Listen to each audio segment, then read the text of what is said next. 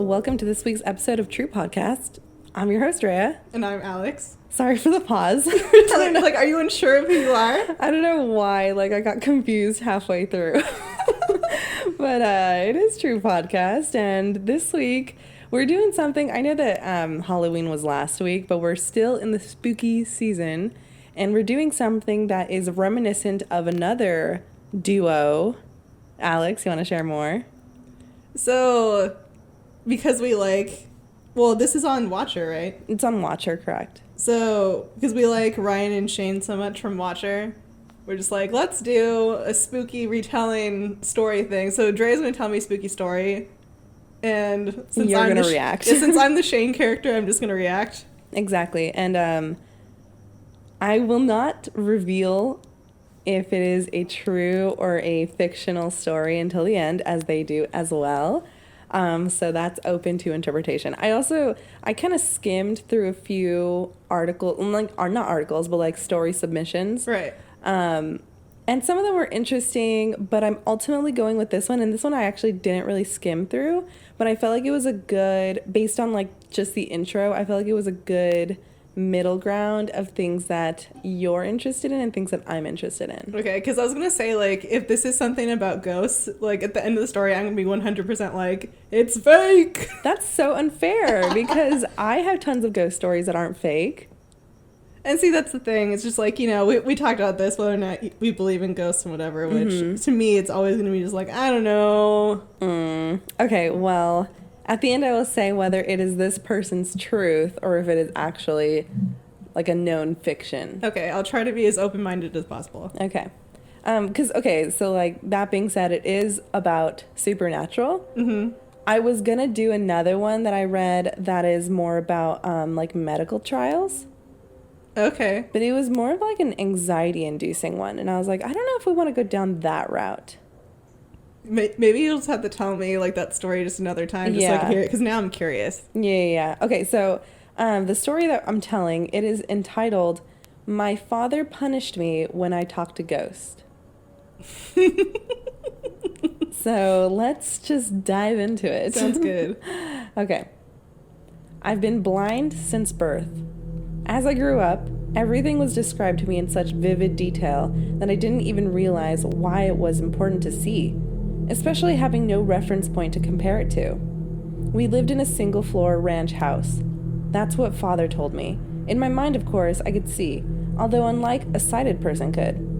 I had spatial awareness. I knew where my bedroom was, where the bathroom, living room, and kitchen were. Each wall had its own texture. I don't know if it was done on purpose or if I could feel things that others didn't notice. I rarely fell over, only if Father, or one of the visitors, put something somewhere they shouldn't have. It was usually the visitor, and Father would shout. They visited infrequently, and only briefly when they did. Father said I shouldn't speak to them, that it unsettled him. He'd worried when I saw something he didn't, saw it with my ears or by touch. Ellie was first. She seemed very sweet. She asked me my name and why my face was so messed up. Jeez. Am I allowed to interrupt during your story? Yeah, you can interrupt. So, it kind of sounds already like the visitors are ghosts. I think it's really creepy outright that this guy is referring to his father as my father the entire time. See, that's so interesting you say that, because I have, just starting this, for some reason I envisioned this character being a woman, a girl. Oh, really? Mm-hmm. I don't know what it is. I don't know who they are. Right. Yeah, for whatever reason, in my mind's eye, it's a guy. In my mind's eye, it's a girl. Interesting. Because I feel like it might be even, to me, when I think about, people referring to their parents as, mother or father instead of, mom or dad or anything in between. I'm just it's, I feel archaic. Yeah, I feel like, I think that it's more likely a guy would call their dad, father, refer to them in that way. But I don't know. That's weird. And for whatever reason, whenever he described it as, a ranch house, mm-hmm. I immediately had my mental picture up of the house that you talked about, the house that you love, mm-hmm. that you lived in. Yeah. That's what I imagine. This is the layout that I'm imagining. That's in my mind's eye now. When he says ranch house, I'm envisioning, a really run-down, shed of a house for some reason. I don't know. Maybe the story will unfold a little bit more. Okay. Ellie was first. She was very sweet. She asked me my name and why my face was so messed up. She was in the living room. I can hear where she sat from her breaths. That's an interesting statement.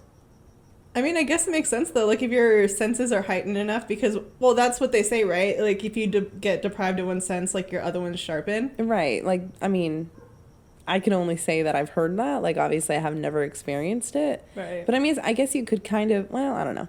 Anyway. Mm-hmm. Harsh nasal sounds as if her nose was blocked. When Father had a cold, he'd always breathe through his mouth, big, labored breaths, as if he wasn't used to it. When people mentioned my face, I always touched it, trying to work out why it was so strange to them. When I asked if I could touch theirs, there was always a pause. I guess sighted people never did that. Why would they need to? When I asked Ellie if I could touch her face, she reluctantly agreed. But moments later, Father entered the room and asked me who I was speaking to. I told him nobody. So already, like, definitely a ghost. Yeah. Okay.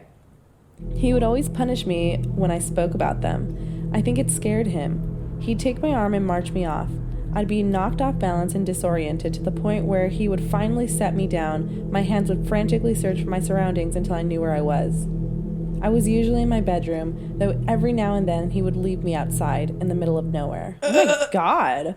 You know, yeah, this sounds like a not great situation. But can you just imagine, though, like, well, one, I think, like, in any horror movie ever, it's really creepy when, like, kids are talking to ghosts. Yeah, absolutely. And then, like, the parent, like, walks in and just, like, what's going on here? And they're like, oh, don't worry about it. I'm just like, no, I think you should tell me if there's a ghost in the house. Yeah, and, like, it is creepy, and I feel like, hypothetically, if I had a kid and all of a sudden they're, like, telling me, like, oh, I'm talking to Elliot, you know? Mm-hmm. I'm like, who's Elliot?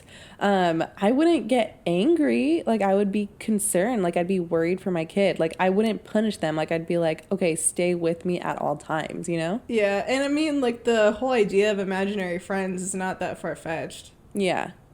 Oh, I had tons of imaginary friends when I was a kid.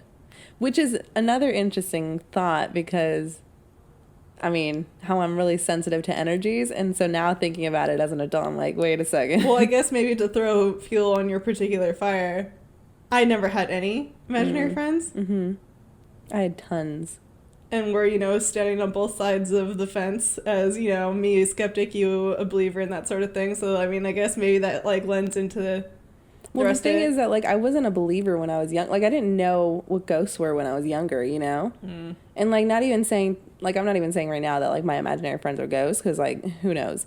But I did have tons of imaginary friends when I was younger. Like, a ton. But then also, well, this is not related to the imaginary friends. Can you imagine, like, being blind? One, that's enough. Mm-hmm. You know, just being blind in general. But then also, like, I feel like I'd be very disconcerted, especially if I was in my own home, and then all of a sudden there were people or entities there that I didn't hear enter that are all just sudden just existing. Yeah, totally. Like, I'd lose my mind. And also, how sad that is, like, them being locked outside and being totally disoriented and, like, have to feel around to, like, know where they are. Yeah, stressful.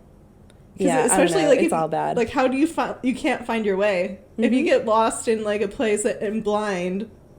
Yeah, misery. I don't know. Like, I can't even imagine it. It gives me anxiety already. Like, I'm getting secondhand anxiety from 100%. 1,000,000%. Okay, going back to the story. That was the worst. I would be lost and scared. He told me about the road that ran in from the house and explained that the sounds I heard were cars, that they'd kill me if I touched them. Oh, wait, if they touched me. I'm sorry. I was like, wait, why would it kill it? Okay, it makes sense. If they touched me. Those sounds were only means of recognizing my surroundings. I waited until I heard one, and then knew which way to turn back to the house. Oh, that's smart. Right. I heard Ellie that evening. She whispered to me, saying she was scared. I whispered back, but she didn't hear. I asked Father about Ellie. He didn't want to talk about her. I asked him why. He didn't reply. When I told him that she asked about my face, he asked me how I responded. I told him I wanted to touch hers. He laughed, though I knew he wasn't happy. I could hear the difference. When you laugh for pleasure, your mouth is wide open. When you pretend, your mouth is almost closed. To me, the difference is obvious. It wasn't until I was older that he explained. He said we lived in a special place connected to the other world. And sometimes dead people slipped through, people who died in pain and wanted to reach the living. He explained that because I couldn't see, I was able to tune into that. Excuse me. My reading is not great. That they knew I was listening when others weren't. He said I had to ignore it. Otherwise, he told me, they'd latch onto me and never leave me. All the dead wanted is to be alive again, he said. It was dangerous and they would trick me.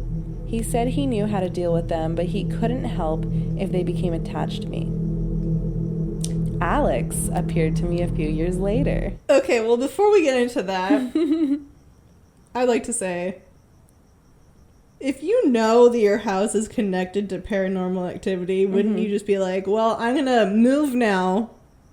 See ya. Well, there's a lot of things that go into that. Like, I know that, like, a lot of times people who, say, for example, purchase haunted houses, they can't just up and leave because, like, financially, like, that's impractical and lots of times improbable, you know?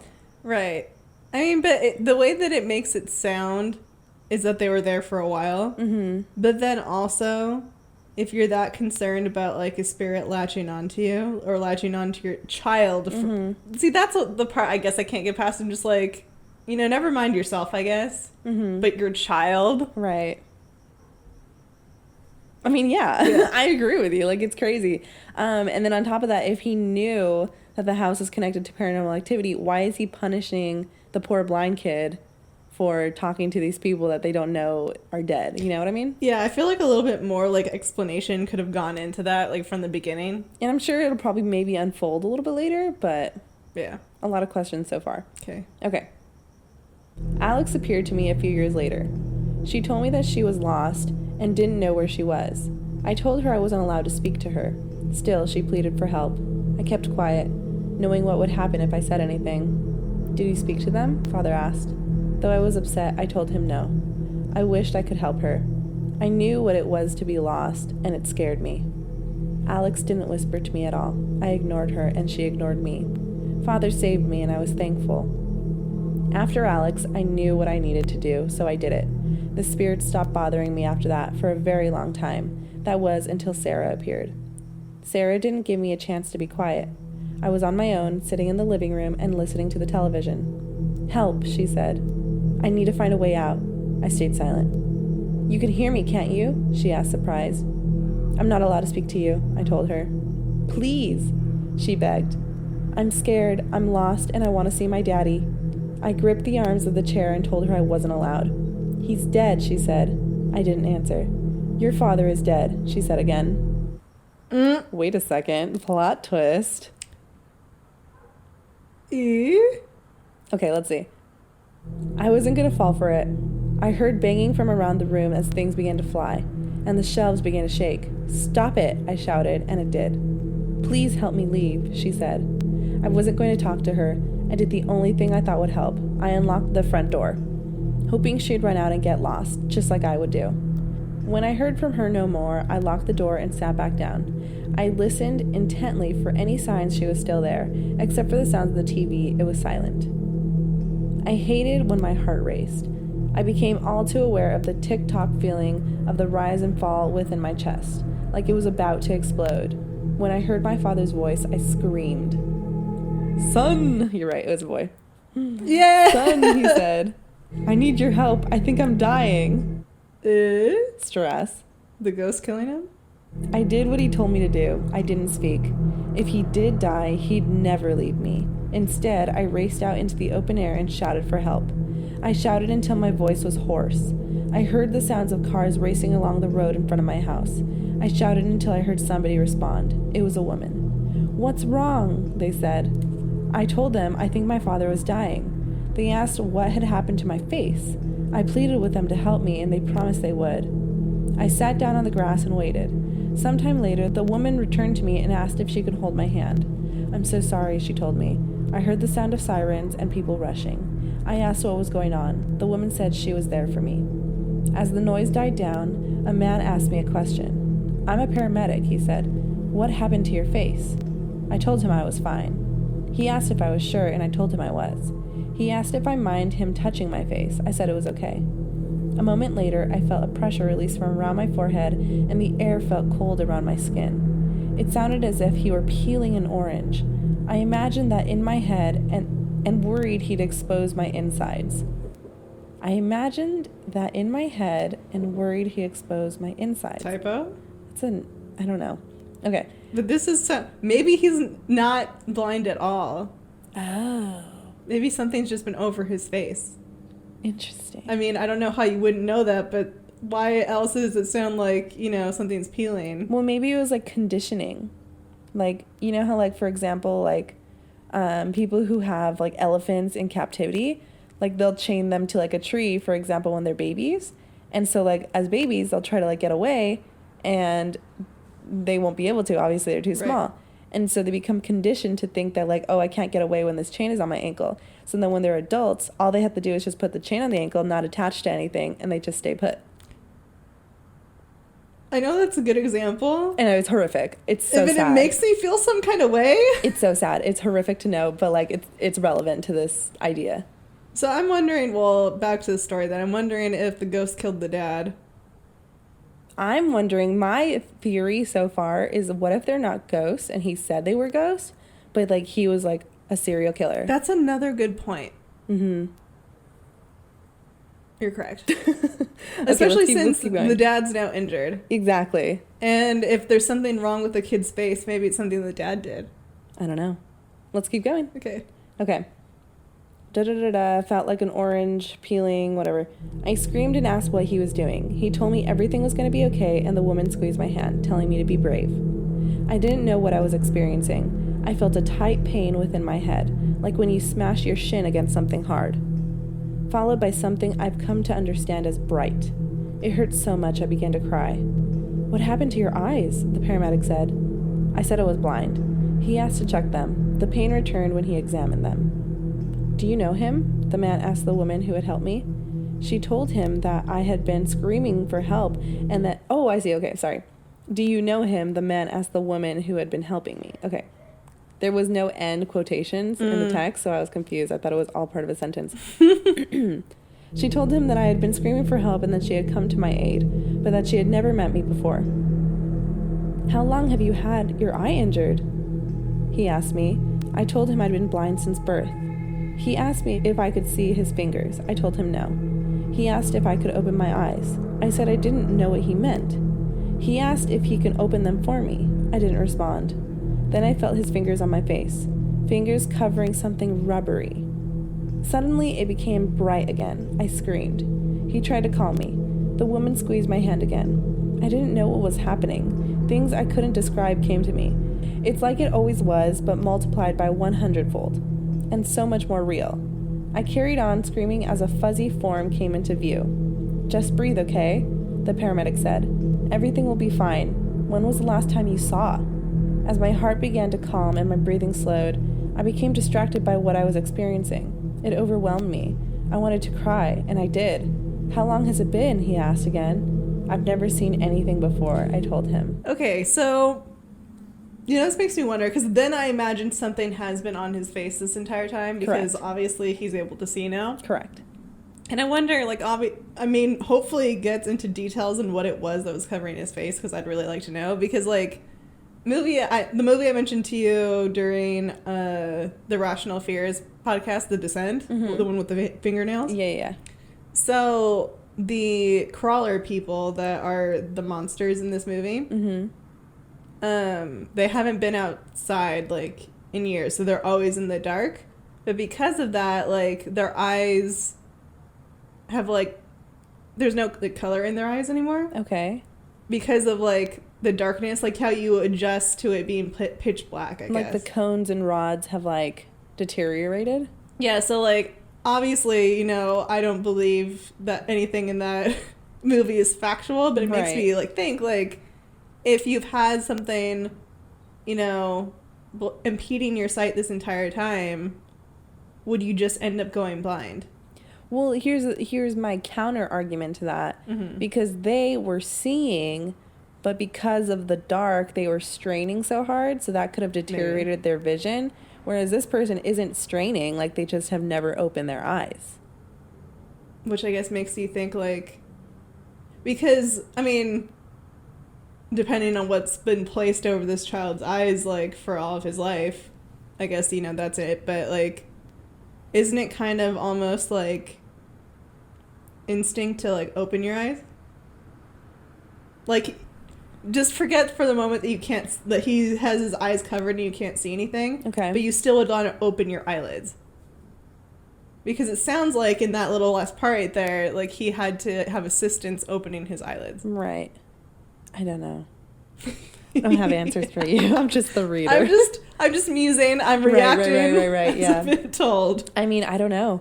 Well, here's another counter argument to that. Like, for example, when I wake up from sleeping, I don't wake up by opening my eyes. Like, I just come to consciousness and my eyes are still closed. So, like, I can understand not having the impulse to open one's eyes. Right. And I guess maybe if, like, this is happening to the child ever since, like, they were an infant, then maybe, like, the instinct to open your eyelids would, like, cease. Mm-hmm. Because that's the only thing I could think of at that point. Maybe. I don't know. Okay, let's keep going. Right. So after that last line, there's, like, a little, like, break. So I don't know if that's relevant, but there's a break. Okay. I was told to keep an eye mask on for most of the day, only taking it off at night at first, to allow my eyes time to adjust.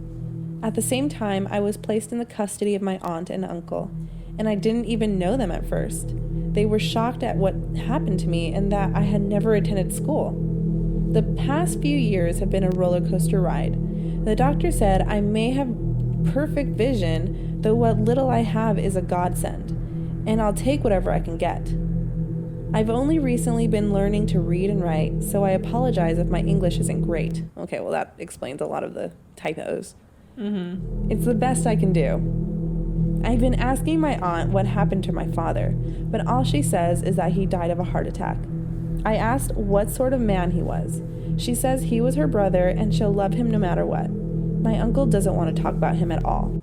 So the sister's like, she's my brother, I'll love him whatever, no matter what. That means that there's something unsavory. Oh, 100%. He has to be a lunatic. Okay. I want to know what happened to the mom. Right. All right. I've been using the computer a lot recently and really enjoying the internet. I can't believe such a thing exists. After being so lonely for so long, I can talk to whoever I want, when I want, though I'm wary of that. After all, how do I know if who I'm talking to is alive? No one seems to share my father's concern about that. Today, I was on a forum discussing the spirit world.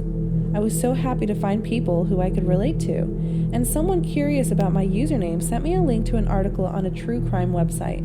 It was about my father, and mentioned me by name. They asked me who I was, and if it was the same person. According to the article, my mother had gone missing. Here we go. Here's the mother. Mm-hmm. Okay. According to the article, my mother had gone missing soon after my birth.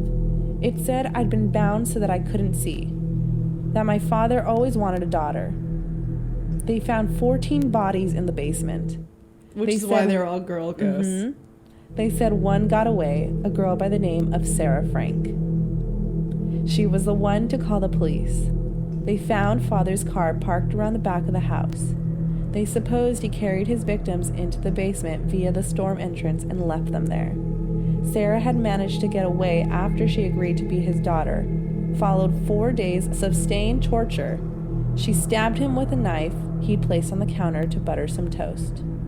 I didn't want to believe it, and I'm not sure I would have, if it weren't for the names of the victims, 2 of which stuck out, Ellie Farmer and Alex Riddle. I'd spoken to them both in the living room. To this day, I wonder if my father had been honest with me about a single thing in my life. Throughout it all, one question remains above all others. Did I speak to Ellie and Alex before or after he killed them? Is that the end of the story? That is the end of the story. To me, it's not at all a ghost story now. It's just a true crime story. It's horrifying. Well, yeah, for sure. It's like, oh my gosh, imagine? I know that it's not far-fetched to think that, like a father can manipulate his kid to like make them think a certain thing, and like that's not the reality, because that's happened. Right. I mean, So, I know you haven't asked yet, but I have trouble believing that this is a true story. Okay. In the sense of, like, okay, so let's say, you know, I grow up blind and whatever, or thinking that I'm blind. I'm in that person's shoes.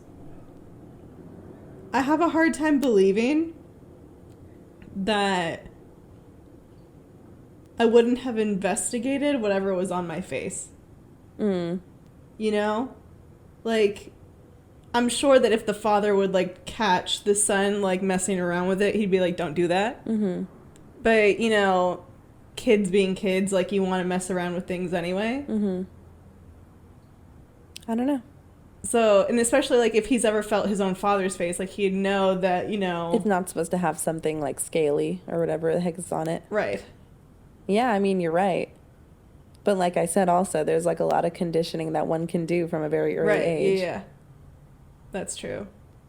So, I mean... I'd have problems with believing that that's a true story because of some of the details. If it was, that's, like... an incredibly horrifying story for sure. Well, but to me, it's not ghosts. Okay, well, to culminate it all, this is a fiction. Okay. It is a creepypasta that is submitted by author Edwin Crow. Okay. Creepypastas are fiction, just in general. Okay. I don't know if you've ever read creepypastas. I've heard that name before. They've mentioned it on The Watcher. Okay, then that's it. They sometimes get their stories from here. But Okay. it's like this, it's like a website where people can submit, like, their own short stories that are thrilling, Right. what have you. So the other story that I was gonna read you is also a creepypasta. I just figured I'd do a fiction one today. And it's interesting. It was basically about, like, this guy who, his, like, part-time gig was to be a test trial for, like, different medications. And he had done, like, tons and, like, you know, had always just kind of, like, had, like, not really adverse side effects or didn't really experience anything. And then they supposedly gave him this new medication that was supposed to, like, kind of like Adderall in a sense. Okay. Where it's supposed to, like, increase your awareness and, like, your functionality. And it's basically, like, him deteriorating into madness from it. Madness in what kind of way? Like, he's too hyper aware of things that, like, it's almost impossible to live. And so, like, the title of that article, and the reason why I was originally considering reading it is because I was like, well, this is interesting. The title of it is, "If You're Armed and at the Glenmont Metro, Please Shoot Me." That's the title of it. So if anyone's interested in reading that one, it's on Creepypasta. Look it up. Otherwise, the one that we read, once again, was called "My Father Punished Me When I Talked to Ghosts." So, not that this is, like, you know, at all super telling or whatever, like, I knew it from the beginning sort of deal. But one thing that kind of stuck with me the entire time you were reading that story is that, like, the voice of the speaker didn't feel authentic. Okay. Like, in what sense do you mean that? Like, it was too storytelling-y? A little bit, like, let me think. How should I put that? It was too... almost, like, rehearsed. Like, I feel like when you're, like, telling, like, your own personal story about things, like, a little bit more personality bleeds into it. That felt very generic to me. I feel you. Because, like, especially, like, you know, afterwards when, you know, the... whatever was on his face comes off and he lives like a regular human again. Like, I feel like you'd acclimate to that, like the way that he was talking about his relationship with the internet. I'm just like, this doesn't sound like, you know... something that you can necessarily buy into. Right. And I feel like also at some point you just stop saying my father and, like, say my dad or something. Well, maybe he was saying his father because this is written after the fact. And he's trying to separate that relationship. True. You know what I'm saying? Yeah. Yeah, I kind of had that tone during the entire time where it's like, I don't know. I mean, I guess it would make sense, like, if the person was, like, incredibly sheltered, which the beginning of the story would lend to that. Especially if they never had gone to school. Well, Yeah. of course, they wouldn't have been able to go to school because then they'd be like, what's going on with that thing on your face? Yeah, exactly. And be like, And it's really funny that, like, everyone in the story is just like, what happened to your face without any other sort of details. I know, right? Like, say something like, why do you have that on your eyes? You know, something like that. Because I feel like if I were to see something strange like that, like if someone was just like walking around with the blindfold on or whatever, not that it's something that's simple because it wasn't, but like if someone was walking around with a blindfold and I ran into them, I'd be like, why do you have a blindfold on? Yeah, exactly. Just like, not what's wrong with your face. Seriously. So being that was a relatively short podcast / story, I was thinking I can share like a really quick other one. Sure. Okay, so let me just pull it up here. Okay, so this one's pretty short. I'm just going to read it and we can talk about it. Feel free to jump in at any point. Sounds good. So the title of this one is called A Home Intruder Came Into My Room One Night. This is not like what was actually on Watcher, was it? No, it's not. Because it sounds like that one. I know, but and it's already not, like... It's not the one that's on Watcher. That was so stressful. Okay. This is already stressful. I haven't even started. This is like my nightmare. Oh my gosh, okay. I am a 27-year-old woman, and this... Oh my gosh, so how fitting. So, at the time this podcast comes out, I will have just turned 27, which is why Drea is saying that. That's hilarious. Okay. I am a 27-year-old woman, and this happened to me 9 or 10 years ago when I was a senior in high school. We lived in a pretty large house, but my siblings were all away to college or boarding school, so it was only my parents and I in the house. I am a crazy light sweeper, so when I woke up in the dark and saw my alarm clock flashing 3:11 a.m., I wasn't too surprised. However, I was wide awake, not just groggily stirring in my sleep. I lay there, wondering what had woken me, when I heard very soft footsteps on the stairs outside my bedroom. Okay. I'm stressed already. Because, like, every once in a while, like, sometimes I'll be, like, paranoid that I forgot to, like, lock the front door. Oh, I'm constantly living in that fear. Constantly. And then, like, I'll think I hear something downstairs, and especially since, like, you know, I work from home, right? And my parents, they have to leave the house for work, so I'm literally at home alone all day. So if I hear something downstairs that doesn't sound like my cat, I'm just like, well, it's nice knowing you. This is how I go out. Okay, let's continue. The door to my room was parallel to the left side of my bed, and I happened to be laying with my back to the door. When the footsteps approached my door, I thought it must be one of my parents checking on me for some reason. Then the doorknob was turned, so slowly. Still, I thought they were just trying not to wake me. The door began to open again, slowly and carefully. It made a creaking noise, no matter how slow it was opened, so the person finally just shoved it the rest of the way to silence the creak. Still, my naive brain thought it must be one of my parents, until they clicked on a flashlight.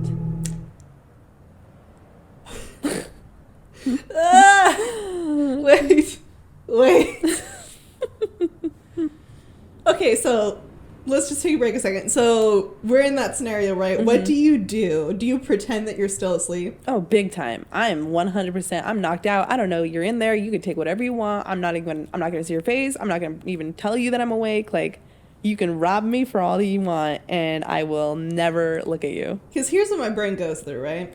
Which 100%, I think what I'd end up doing is pretending to be asleep still. Which I don't know how, like, you control your breathing patterns at that point in time. Because when you're sleeping, you're relaxed. So, like, your breathing is very relaxed and slow. Whereas I feel like in that situation, I'd probably stop breathing and be rigid. Here's the thing. Who knows what we would do in that situation? Because obviously, thank God and please, Lord, you know, never put us there. But I would like to believe that, like, for example, when you're in a high stress situation, normally, that's not, you know, like, necessarily life threatening, you tend to get, like, shaped into, like, your most put together like sentences. You know what I mean? Like you're like always like, okay, like I need to focus, like, you know, like let's say this is like a bad example, but like if one of our friends is drunk and is throwing up and we're drunk, all of a sudden you're sober, you know? Yeah. So I would like to think that if you're in a high stress situation, like you will naturally be like, I need to focus on breathing normally, and then I could freak out later. You know what's so interesting about that, not to go into too much of a sidebar about it, Mm-hmm. is that I get that example that you gave and I agree with it, Mm-hmm. but then I also feel like there's a different end of the spectrum where like there was that one work incident, which I don't need to go into detail on, that happened a couple of years ago, Mm-hmm. and I was just like total like deer in the headlights. Mm-hmm. Mm-hmm. I mean, yeah, and I would think that normally I would react, mm-hmm. but I didn't. I was just frozen. Well, here's the thing. I think that different scenarios could trigger different responses. Right. So maybe we would be able to control the breathing. Maybe we would just panic and die. Yeah, because I guess the two options in your head for like this whole scenario is like one, you pretend that you're still asleep, which Mm-hmm. is 100% I'm sure I'd probably do. Or two, you try to like beg for your life, I guess. Well, here's the other thing. Like, and I hate to admit that I think about this, but you know, I am an avid receiver of true crime shows and podcasts and everything of the like. Right. So I sometimes think to myself, you know, like, well, I actively think like, what can I do to avoid putting myself in a situation where I could ever, you know, be taken or something, you know what I mean? Mm-hmm. Like I'm hyper careful about like, you know, I don't go put gas in my car at night. I don't go places by myself at night, you know, things like that. Not saying that everything happens at night, but you know, minimize your chances. Right. And one of the things I think about, or I've thought about, is like, what would I do in the event that like someone took me or like abducted me or like did something like that, Mm-hmm. and or try to like rape me. I mean, sorry, trigger warning. Right. And I've come basically to this determination that I would do everything in my power to convince the person that, you know what, fine, if we're going to do this, like I'm into it. Like at least let me get into it. So then they put their guard down. They're like, okay, well, if you're going to enjoy this, like let's do this, you know? And then when they're like guard is down, then I'd be like, ah, you know, and try to like run or something, you know?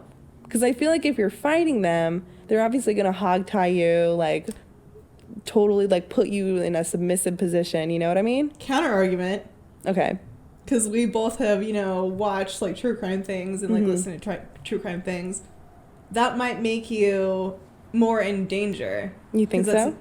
I think that they might want to dispose of you sooner. Like if they want want the fear? Oh gosh, you're right. I don't know. Let's just hope we're never in that situation. Okay, we've really gone off track here. All I said was that he clicked on a flashlight, and here we are talking about what we would do if we're abducted. Okay, let's get back to the story. Mm-hmm. I froze. Terror flooded me, and I remember that I instantly broke out in sweat. Well, there you go. Weren't able to control their bodily functions. Right. Okay, sorry. They were behind me, and I was facing away, so they couldn't see my eyes wide open as they shone the beam straight on me. That's not very, like, cryptic of the person entering to shine the light straight on this person. They're pretty confident that they can take you. Yeah. Or, well, when I say take you, like, I mean kill you. Yeah. Upsetting. Okay. I always used to think that if something like this had ever happened, I would be such a bad censorship, and I would whip out of my bed and punch them, attack them, shout, scream, do something. But I couldn't do anything at all. All I could do was try to keep my breathing deep and even. There you go also. Despite the pounding of my heart, so that the intruder wouldn't know I was awake. After about 10 seconds, they finally moved the light away. I prayed and begged and bartered with anything that would listen to me as the intruder walked around my room. Looking at my things, I can see vaguely through their shape, large and bulky, like they were wearing two coats. They had a baseball cap on. They didn't shine the light on me again, and after a few minutes, which felt like an eternity, they left my room. Okay, pause again. Mm-hmm. So say that you're in that situation. Mm-hmm. What do you do after they leave the room? Well, how would you... Because I would feel like you can't let your guard down, because what if they just, like, made it seem that they left the room because, like, they realize that you're awake. So, like, turn off the flashlight, you know, open, close the door, or whatever, and are just still there. Because, like, you know, I have my afraid of the dark scenarios and whatever. And sometimes, like, I feel like I see something in the dark, and I'll just, like, I'll keep my eyes closed, just pretend it isn't there, and, like, just try to relax. But, like, not able to completely shake off the feeling that something's not right behind me. Sure. Like, okay, I think what I would do is I would probably, like, stay in my same position for, let's say, 15 minutes, and I can guarantee you I'd probably be counting to 60, like, 15 times in my head, you know? And then I would make, like, you know, when you're asleep and sometimes you turn over, like, I would keep my eyes closed and everything, and I would turn over, keep my eyes closed, give myself a beat, and then do one of, you know, like, one of these, like, barely open your eye, just to see, like, what's going on there. Because that's believable, you know, like, I'm just flipping over in my sleep. Yeah. That's probably what I would do. The anxiety would be real, though. Especially since we both, like, live with people. Oh, big time. Like, ugh, that'd be awful. Okay, let's get back to it. I can still hear them, though, walking around the rest of the second floor, through my siblings' empty bedrooms. I was still sweating, still frozen in terror, not knowing what to do. I wanted to grab my phone and call my dad, sleeping downstairs. I wanted to call our landline so that the phone would ring and wake my parents up. I wanted to call the police. I wanted to get up and run from my room. I wanted to cry, but I couldn't do any of those things. I was afraid that they would hear me, and I didn't know if they had a weapon or would try to hurt me or my parents. I wouldn't wish such helpless terror on my worst enemy. Yeah, dude. I don't know how, but I must have passed out from fear, or the adrenaline wore off and I fell asleep somehow, because the next thing I knew it was 6 a.m. and I could hear my parents downstairs. I ran downstairs, and as calmly as I could, I asked them if one of them had been in my room last night. Their faces went blank, and they said no, they hadn't. That was the last straw. I broke down in sobs and told them that someone was in my room last night. Even as I type this, my hands have begun shaking and I'm teared up. The police were called, even though there was little they can do at that point. Apparently, when my parents woke up, all the doors to the outside were standing wide open, and there was a duffel bag at the bottom of the stairs. All that was inside was a coil of nylon rope and an empty USB flash drive. I didn't want to think about what was on it, or who it was for. The intruder hadn't taken anything, and we have no idea why they left in what appeared to be a hurry. It took me about a week to be able to sleep in my own room, a sanctuary which felt violated and frightened to me now. I carry pepper spray, sleep with a machete under my bed, and double-check my locks every night. Hopefully this will never happen again, but if it does, hopefully I won't freeze. It's been 10 years, and my most common nightmare is that someone is in my room standing in the shadows watching me. Do I have to guess whether this is real or not? If you would like to. I think this one's a lot more believable scenario than the last one. Okay. I'd still say it's not real for the purpose of, and if it was real, I'd be really mad, actually. Okay, why? Because, okay, let me readjust. All right, so because, like, I've gotten so serious that I've sat up now. Like, I was previously slouching, and now I'm just like, wait a second. If this was my house, if this was my family, you know, if this happened to me, whatever. Like, if I'm, like, the only one that they visited, like, inside the room and actually woke up. One, I'm not sure I would actually fall back asleep. Like, I feel like I'd be too wired. Yeah, I agree with that 100%. Like, I don't, like, I know the whole adrenaline wearing off thing, like, that's, I guess, legit, but I'm just like, I wouldn't be able to go back to sleep. Right. As soon as I felt safe enough, I would go to my parents' room and be like, wake up! Or, like, call the police or something. Like, I wouldn't fall back asleep. And then also, you know, it made it sound like, you know, she, you know, woke up at 6 or whatever and, like, heard her parents downstairs. And I would assume that, like, the family would be, like, walking around the house, like, doing their normal, you know, morning thing like the parents would. And if my parents found, you know, the outside doors like wide open. In a duffel bag. And a duffel bag at the bottom of, you know, the stairs with the stuff in it. The first thing they'd be doing is they'd be in my room like, are you okay? Yeah, totally. Not me coming downstairs and being like, hey, was there someone in my room last night? But here's the thing. Okay, definitely the doors wide open is alarming. But, like, for me, like, say my parents found a duffel bag at the bottom of our stairs with just, like, a USB drive in it. Well, and the nylon cord. Huh? And the nylon cord. And a nylon cord. But, like, I feel like they wouldn't be alarmed because, like, me personally, like, I've always had duffel bags my whole life, you know, playing sports. And I'll just have, like, random stuff in there. And sometimes I'll just leave them in random places. So I feel like my parents wouldn't even probably look in it. They would just get the duffel bag and put it in the closet. I know 100% my mom would look. Well, I mean, probably. But, like, I'm trying to give this family validity because I'm like, I feel like my parents would just be like, ugh, put your things away. And so they would just put it in the closet. Was it a real story? Huh? So then was it a real story? It was a real story. Ugh! Yeah, so this was posted by a user named Art Sasquatch a month ago. And it's posted to the subreddit on Reddit, Let's Not Meet. And the description for this subreddit is a place to read spine-tingling, unusual, terrifyingly true stories about people you never want to meet again.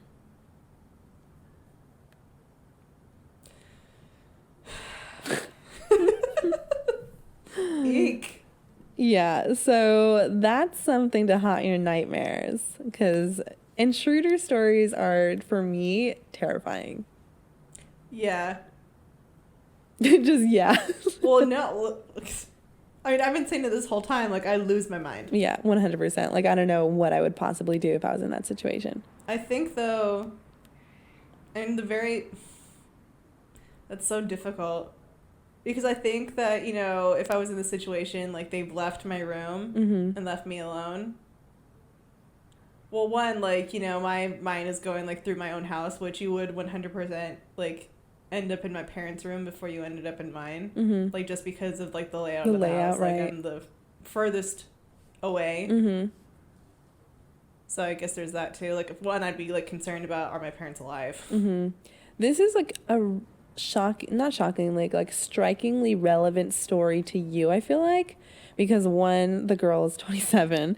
Two, she lived at home and her two siblings were gone, like empty rooms, just there with her parents. And I'm like, that is strikingly similar to your living situation. Right. And then there's the added, like, I have a shared anxiety because I've almost been abducted before. Yeah, 100%. So I'm like, oh gosh, what an appropriately horrifying story. Well, anyway, what I was going to say was, like, you know, besides the whole, like, they'd probably end up in my parents' room first, to be honest, which would be a horrible thing also. I feel like, you know, after I felt okay that they were not in the room anymore, and, like, I heard them in other parts of the house. You would run to your parents' room? No, I would probably turn over, because, like, I usually sleep not facing my door as well. I'd turn over and at least think about calling the cops. But I guess the drawback is I'd be afraid to speak. Yeah. Because the calling is whatever. Well, to speak, and also, like, if your phone let off, like, a light. Right. Well, because, I mean, I guess it's assuming that they leave the room in this, well, leave the door in the state that it was when they, like, arrived. Because I don't sleep with my door closed, but I sleep with it cracked. Oh, really? Oh, gosh, I cannot. I have to sleep with my door closed. Actually, my preference, to be real, is to sleep with my door open. You're a psychopath. Listen. Who does that? I did that for most of my life until I got my cat. Well, when I first got my cat, when I was 10, he freaked me out because, like, he had such kitten energy that he'd be, like, running around, like, in the middle of the night. And I'm just like, don't attack me in my sleep. But, so there was that period of time. But then, like, as the cat, like, got more mellow, like, we just always had the doors open because if you didn't, he'd just meow out your door because he'd want to sleep on the bed. I guess. So I just keep the doors open. But for a person like you who already has anxiety about darkness, like, does that not trigger it? Like, looking into your hallway and just seeing darkness? Well, like I said, like it's kind of changed as I've gotten older. Mm-hmm. When I was younger, probably. Well, and then there's like the certain safety you feel in your own home. Like I guess I can't relate because, and I don't know if I mentioned this to you. I've mentioned this to my mom a lot, but like the house I grew up in, the one that you were thinking about when we were talking about that ranch house. Mm-hmm.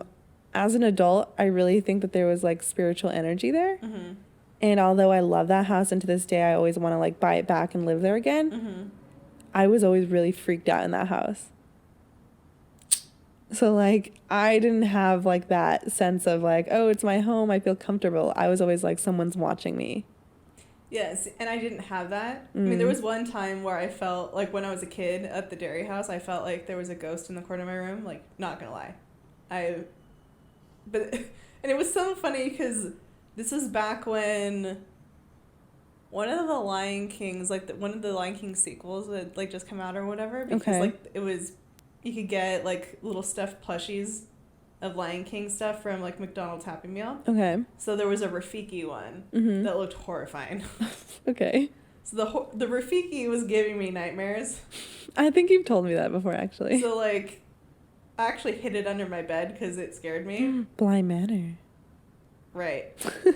And like, I think that was like what induced that particular, you know, trauma. Like something's in like the corner of my room sort of deal. But like, you know, as an adult, because in the current house that I've had, I've always been like a Very teenager or, you know, an adult. So at that point, it wouldn't necessarily bother me, especially since like there was a point in time where I was working crazy hours.